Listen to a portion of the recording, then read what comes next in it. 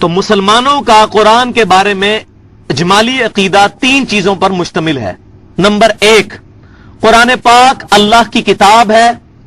Number 2، یہ امام کائنات سید الاولین والآخرین خاتم الانبیاء والمرسلین شفیع المذنبین امام اعظم سیدنا محمد رسول اللہ صلی اللہ علیہ وسلم پر نازل ہوئی.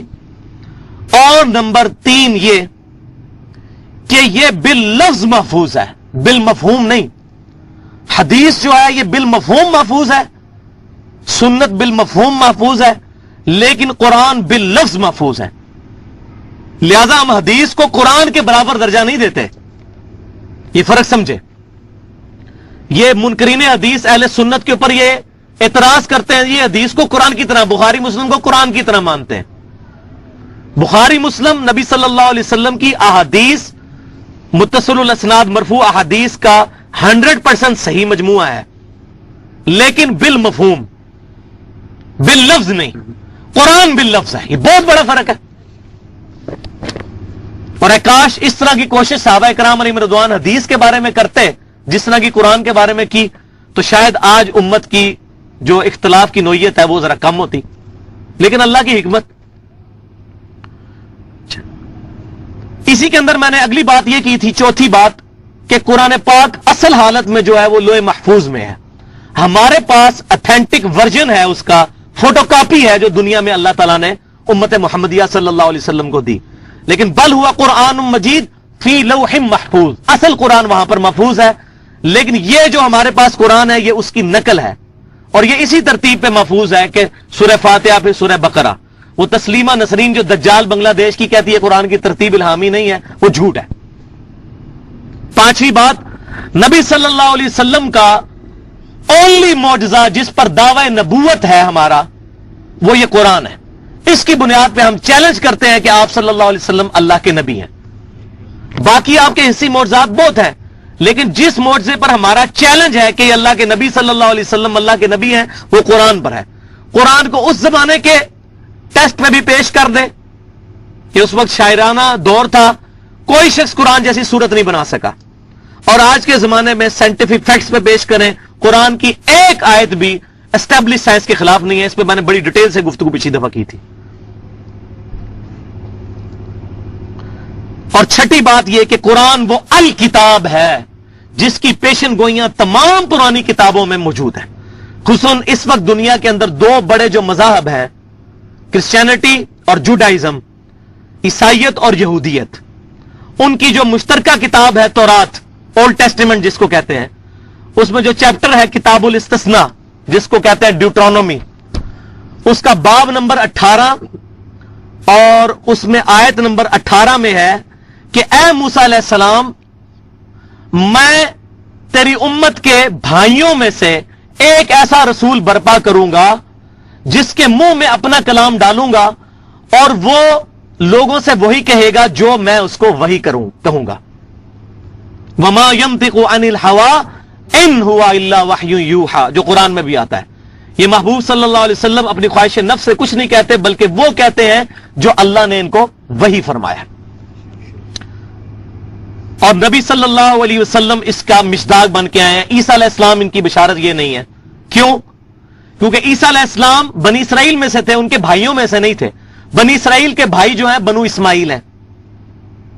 اور اس کے اوپر میں نے ڈیٹیل سے گفتگو کی تھی کہ موسیٰ علیہ السلام نبی صلی اللہ علیہ وسلم کے درمیان ریزیمبلنس ہے، یکسانیت ہے، جو عیسیٰ علیہ السلام اور موسیٰ علیہ السلام کے درمیان نہیں ہے. تو بنو اسماعیل میں سے ان کے بھائیوں میں سے نبی صلی اللہ علیہ وسلم کو اٹھایا. انشاءاللہ اس پہ گفتگو ڈیٹیل سے سورہ بقرہ کے پہلی رکوع میں ہوگی. اس کے بعد دوسرا ٹاپک یہ تھا قرآن کب، کہاں اور کس زبان میں نازل ہوا. تو اس میں نے بتایا تھا کہ قرآن پاک 610 عیسوی، آج چل رہا ہے 2010، تو ایگزیکٹ آپ 1400 سال پیچھے چلے جائیں. 2010 ابھی چل رہا ہے، 610 عیسوی سے لے کر 632 عیسوی تک 22 سالوں میں عیسوی اعتبار سے اور 23 سالوں میں قمری اعتبار سے نازل ہوا. یہ تو ہو گیا اس کا ٹائم. اور اس کا سپیس کیا ہے، ٹائم اینڈ سپیس. یہ حجاز کے اندر نازل ہوا، سوائے 2 آیات کے جو سورہ بقرہ کی آخری 2 آیات ہیں، آمن الرسول بما انزل الیہ من ربہ والمؤمنون، یہ شب معراج نبی صلی اللہ علیہ وسلم کو عطا ہوئی، صحیح مسلم میں حدیث موجود ہے۔ باقی پورا قرآن نجد میں نازل نہیں ہوا، حجاز میں نازل ہوا۔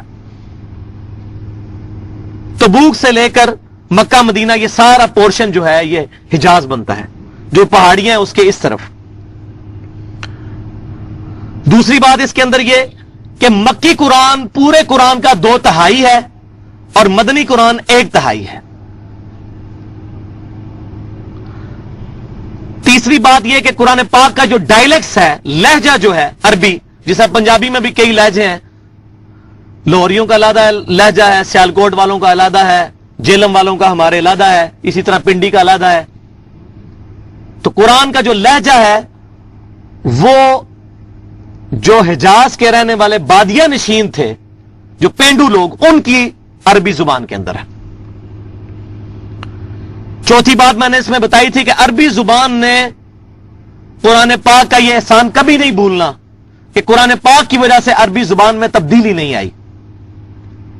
انگریزی زبان آج سے 150 سال پہلے دیکھیں، اردو زبان آپ پرانے ترجمے اٹھا کے دیکھیں، امام احمد بریلوی صاحب کا، اشرف علی تھانوی صاحب کا، فتح محمد جلندری صاحب کا، آپ کو اس اردو اور آج کی اردو میں بڑا فرق نظر آئے گا، لیکن عربی اسی طرح چل رہی ہے۔ پانچویں بات کہ عربی زبان کی کلائمیکس گرامر کی کتاب قرآن ہے، حتیٰ کہ اس دور کے کوپٹک کرسچن 1,40,00,000 کوپٹک نسل در نسل جو کرسچن ہیں، وہ بھی عربی زبان سکھانے کے لیے، جو عربی نسل ہے، سب سے ٹاپ کی چوٹی کی بک جو پڑھاتے ہیں وہ قرآن ہے۔ اللہ کا کلام نہیں مانتے لیکن اس کو گرامر کی بک مانتے ہیں، بہت بڑی۔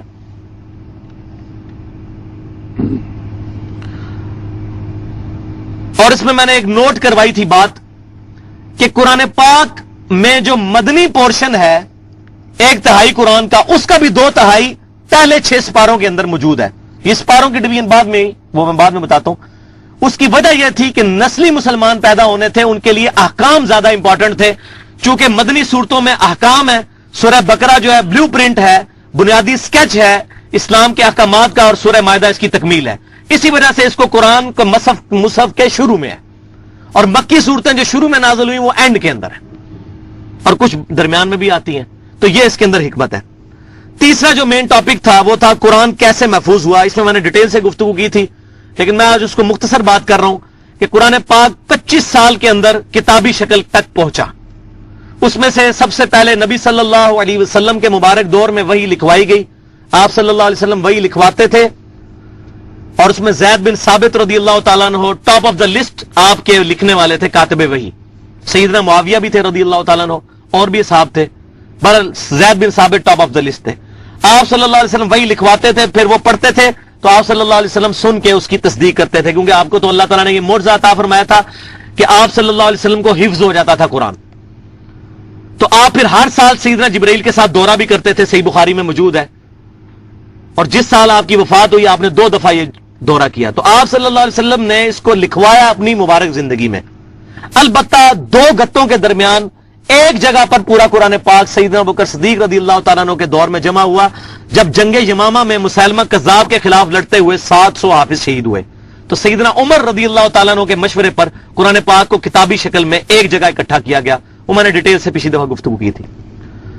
اور پھر جب قرات کا اختلاف پیدا ہوا سیدنا عثمان کے دور کے اندر، صحیح بخاری میں موجود ہے کہ آذربائیجان کے لیے جب فوجیں جا رہی تھی رشیا کو فتح کرنے کے لیے، وہاں صحابہ کرام نے یہ چیز آبزرو کی کہ قرآن پاک جو مختلف قرات میں نازل ہوا ہے، اور صحابہ کرام نے یہ دیکھا کہ جو نئے مسلمان ہو رہے ہیں وہ آپس میں اختلاف کر رہے ہیں اس قرات کی وجہ سے، اگرچہ وہ اختلاف جو ہے وہ ایسا نہیں ہے، اللہ تعالیٰ کی طرف سے ہی ہے قرات کا جو اختلاف ہے، لیکن اس کی وجہ سے مطلب میں کوئی فرق نہیں پڑتا۔ قرآن 7 قراتوں میں نازل ہوا ہے، اس پہ امت کا اجماع ہے۔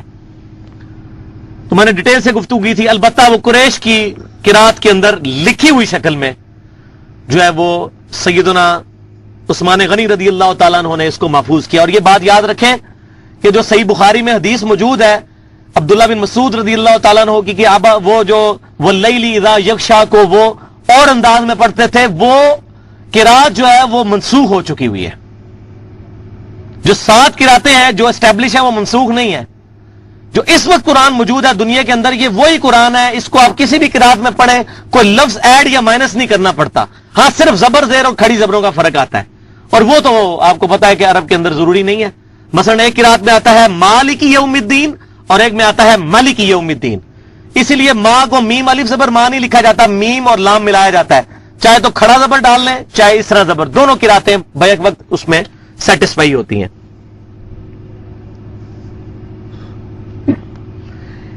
اس کے بعد میں نے یہ بتائی تھی، چوتھی جو بڑی کیٹیگری تھی وہ یہ کہ قرآن پاک ادب کی کون سی قسم ہے. یہ قرآن کے اسٹوڈنٹ کو بنیادی بات پتا ہونی چاہیے. عموماً کوئی بندہ قرآن کھولتا ہے تو سمجھتا ہے یہ عام سٹوری بک کی طرح اس میں چیپٹرز بنے ہوئے ہوں گے اور میں ڈیٹیل سے ایک تفسیر کے ساتھ پڑھتا جاؤں گا اور مجھے سمجھ آ جائے گی. تو قرآن پاک کا جو انداز ہے وہ بک والا نہیں ہے بلکہ خطابت کا انداز ہے. بلکہ میں نے پچھلی دفعہ ایک لفظ استعمال کیا تھا کہ it is the collection of divine orations of almighty Allah.